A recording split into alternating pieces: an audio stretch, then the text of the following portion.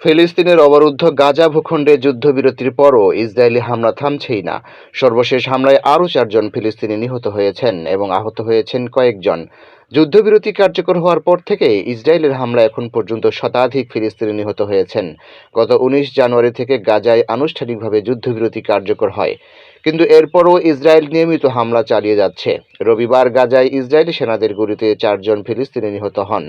ফিলিস্তিনি স্বাস্থ্য মন্ত্রণালয়ের তথ্য অনুযায়ী যুদ্ধবিরতির পর থেকে ইসরায়েলি হামলায় 116 জন নিহত এবং 490 জনের বেশি আহত হয়েছেন। ইসরায়েলি বাহিনী দাবি করছে তারা সন্দেহজনকভাবে লক্ষ্য করে হামলা চালাচ্ছে।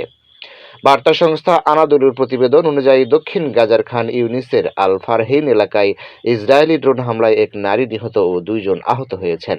দক্ষিণ গাজার রাফাইতে ইসরায়েলি স্নাইপারের গুলিতে আরও 1 জন ফিলিস্তিনি নিহত হন। এছাড়া বেইত হানুন শহরে ড্রোন হামলায় আরও 2 জন নিহত হয়েছেন। এসব হামলার মধ্য দিয়ে গাজার অবরুদ্ধ জনগণের দুঃখ দুর্দশা আরও বেড়ে গেছে।